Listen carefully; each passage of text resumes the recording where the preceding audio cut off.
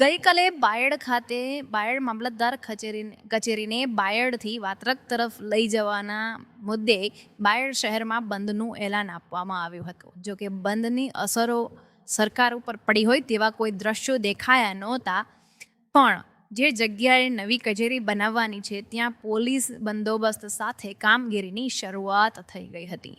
અને આ શરૂઆત થઈ એ દરમિયાન જે ઘટનાઓ બની છે એ ઘટનાઓ આજે દર્શક મિત્રો સમક્ષ અમે શેર કરી રહ્યા છે. તો બાયડ વિધાનસભા ક્ષેત્રના ધારાસભ્ય ધવલસિંહ ઝાલાનો જે સંદેશ આવ્યો છે એ સંદેશ બતાવીશું. પહેલાં કે એમણે જે અમારી જોડે ટેલિફોન પર ચર્ચા કરી છે એ ચર્ચા પણ અમે તમને બતાવવાના છીએ.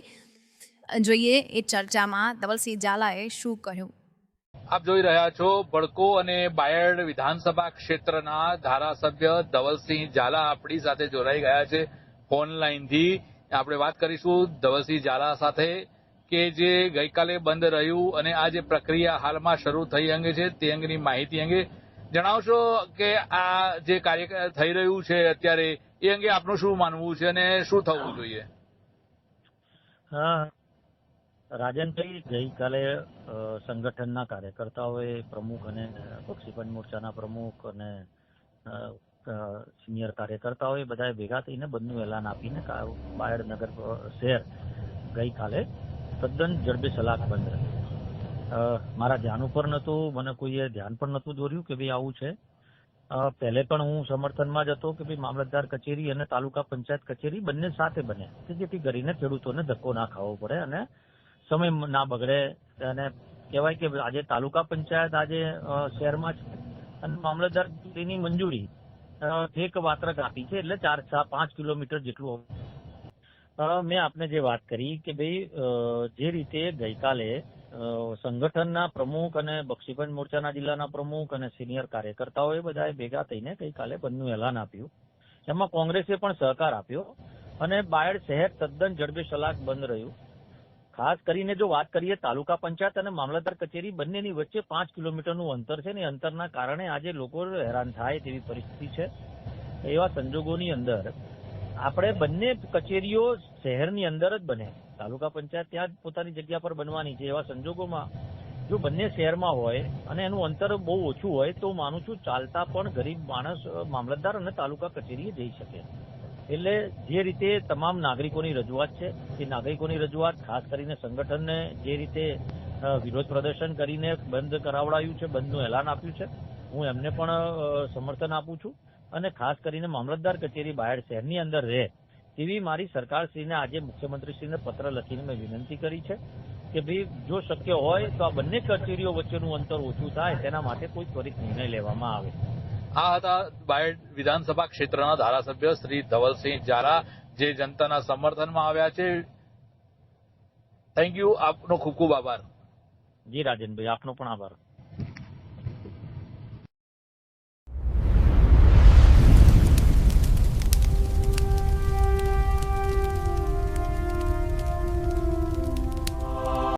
નમસ્તે દર્શક મિત્રો, આજે સવારમાં જ અમને સમાચાર મળી રહ્યા છે જે પ્રમાણે ગઈકાલે બાયડ બંધના એલાનની ચર્ચાઓ ચાલી રહી હતી અને તમને મારા કેમેરામેન દ્રશ્યમાં બતાવશે કે એ જગ્યાએ કામની શરૂઆત થઈ ગઈ છે. સંપૂર્ણ પોલીસ બંદોબસ્ત સાથે કામની શરૂઆત થઈ ગઈ છે. માપણીનું કામ ચાલી રહ્યું હોય તેવા દ્રશ્યો દેખાઈ રહ્યા છે. તો ત્યાં કેમેરામેન મારી સાથે જ આવશે અને બતાવશે એ દ્રશ્યો કે જ્યાં કામ ચાલુ થઈ ગયું છે. સંપૂર્ણ પોલીસ બંદોબસ્ત સાથે આ મામલતદાર કચેરી બનવાનું કામ શરૂ થઈ ગયું છે. બીજી તરફ આસપાસના લોકોના ટોળા પણ અહીંયા દેખાઈ રહ્યા છે અને આ કામગીરી જે પ્રમાણે શરૂઆત થઈ ગઈ છે એ કામગીરી કદાચ હવે રોકાશે નહીં તો બાયડની જનતાનું શું થશે? બાયડના એ નેતાઓની વાત, બાયડના નેતાઓએ જે વચન આપ્યું હતું બાયડની જનતાને, એનું શું થશે અને આ કેમ થઈ રહ્યું છે એની વિશેષ વાતો આજે તમને અમે બતાવીશું. જોતા રહો ભડકો. મિત્રો, જે પ્રમાણે તમને મારી પાછળના દ્રશ્યોમાં દેખાઈ રહ્યું છે કે મામલતદાર કચેરી જે શિફ્ટ થવાની છે બાયડથી 3 થી 4 કિલોમીટર અને જેને લઈને ગઈકાલે આંદોલનના ભણકારા વાગ્યા હતા અને બાયડની અંદર બંધનું એલાન પણ રહ્યું હતું. પરંતુ આની ટેન્ડરિંગ પ્રક્રિયા જે સરકારી પ્રક્રિયા કરવાની હતી એ પ્રક્રિયા થઈ ગઈ છે અને એ પ્રક્રિયા મુજબ આ જગ્યાની માપણીનું કામ ચાલુ થઈ રહ્યું હોય તેવું દ્રશ્યમાં દેખાઈ રહ્યું છે. સંપૂર્ણ પોલીસ બંદોબસ્ત સાથે જે પ્રમાણે આપ જોઈ શકો છો દ્રશ્યોમાં, એ પ્રમાણે અહીંયા માપણીનું કામ શરૂ થયું હોય. કદાચ યુદ્ધના ધોરણે આ કચેરી બની જવાનું પણ થઈ શકે છે, પરંતુ ભૂતકાળની અંદર બાયડના રાજનેતાઓએ કરેલી અપીલો અને જનતાને કરેલા વાયદા ક્યાંક ખોટા પડશે. પરંતુ આ જગ્યા જે આપણે બતાવી રહ્યા છે દ્રશ્યોમાં, એ જગ્યાએ નવી મામલતદાર ઓફિસ બનવાની શક્યતાઓ હાલમાં તો દેખાઈ રહી છે.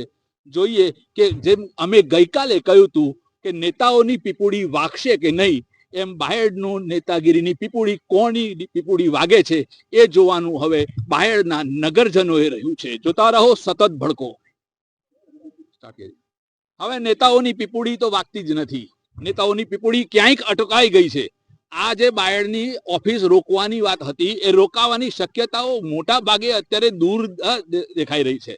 કારણ કે કામ શરૂ થઈ ગયું છે, ટેન્ડરની પ્રક્રિયા શરૂ થઈ ગઈ છે. પરંતુ આ જે જગ્યા છે એ જગ્યાએ અનેક લોકો એકઠા થયા છે. જે આ જગ્યા છે એની આજુબાજુના લોકો હોવાનું જણાય છે.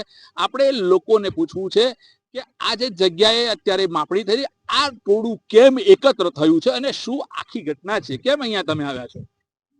આ હોય નહીં બનવા દેવાનું અમારે.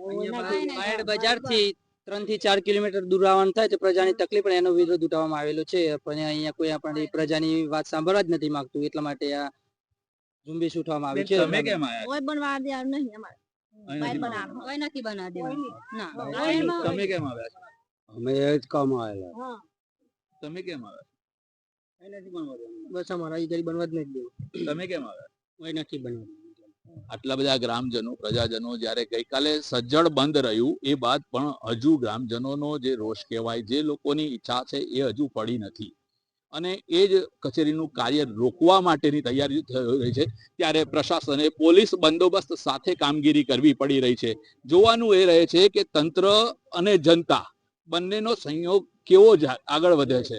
કેવી રીતે જનતાનું કામ થાય છે કે પછી તંત્રનું કે પછી કોઈ બીજા જ વ્યક્તિનું કામ થાય છે. કોના માટે આ કામ થઈ રહ્યું છે, કેવી રીતે થઈ રહ્યું છે, એની વિશેષ ચર્ચા અમે કેટલાક નેતાઓ સાથે પણ ફરીવાર કરવાના છીએ. સતત જોતા રહેજો ભડકો.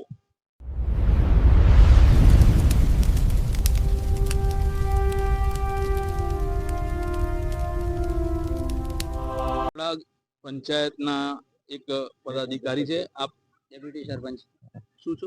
કઈ પંચાયત? વોટરા પંચાયતમાં હું પોતે ડેપ્યુટી સરપંચ, અને અહીંયા વોટરા પંચાયતની પણ રજૂઆત કરવામાં કઈ આવેલી નથી, છતાં અહીંયા બાંધકામ ચાલુ થઈ રહ્યું છે. કોઈ મંજૂરી માંગી નથી પંચાયત જોડે, અને અહીંયા કામ થઈ રહ્યું છે મામલતદારનું કચેરીનું. ના નામનાનું ના. ગોમે તો પંચાયતને પૂછવાનું આવે, ગોમને પૂછવાનું આવે, કશું પૂછ્યું નહીં સાહેબ. બરાબર. આ લોકો ખાલી દાદાગીરી ધમકીથી પોલીસ ઉતારીને કામ ચાલુ કરવાનું તૈયારીમાં કર્યું છે આ બધું.